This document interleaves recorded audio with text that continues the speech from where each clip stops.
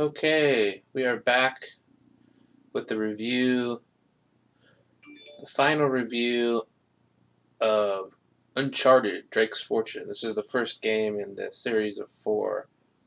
So I played this game, and it was a very short game, not an open world RPG like 40 hours. It was your standard fare, pretty much. I'm not sure when this game came out. It feels like 2009. It kind of shows its age for sure in this game. This is definitely a PlayStation 3 platform quality, last gen system. You can really tell. Um, I think maybe back then this game would be considered top of the barrel, top of the quality back then. You can see all the pioneering game mechanics of today, the climbing, the shooting, and whatnot.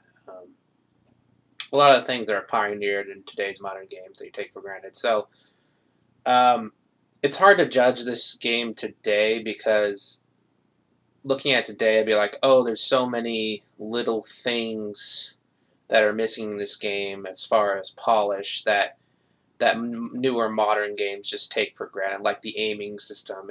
It just feels a little rough. You kind of have to get used to it. Uh, So I'm gonna kind of grade on a curve. I'm not gonna be too harsh on it because it is an older game. Um, so as far as graphics go, I would give it a solid B plus. There's probably the best graphics for its time on PlayStation 3, but by today's standards, it looks a little rough. So I'm not really too blown away. Music was okay, not too memorable. Set the mood. Nothing too special about it. Same thing with the gameplay. Standard gameplay. You got the run and gun. Shoot the humanoids, and then you had very small variety in the actual enemies. So change it up a little. You're not just shooting humanoid bad guys. You're actually shooting something else. So I just say B plus. Then there's climbing mechanics, and then there's some puzzle solving mechanics. And I didn't think the puzzle solving mechanics were too good. They weren't very intuitive, not very obvious at times. It's kind of frustrating. But I figured them out. It's like not very well designed. Like either too easy, no brainer, or non-intuitive, not obvious. You have to go and look for help. So nothing special in the puzzle solving department.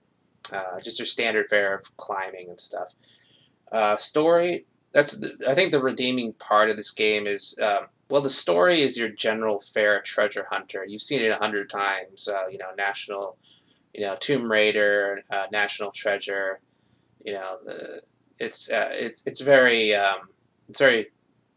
you've seen it before pretty much. It's still fun to play for the story, but it's been told a lot. It's very very familiar. I think the only redeeming factor in this game was the characters, the personality of Nathan Drake and his team, his partners uh, really made the game playable and bearable and enjoyable. Otherwise, it would have been kind of a dull, standard fare game. So it kind of brought that game to a little bit better of a level. Environments, nothing to speak. It was an open world. It was a straight. It was a linear game. So environments, we're not talking about today's modern environments. We're just talking about standard fare PlayStation 3.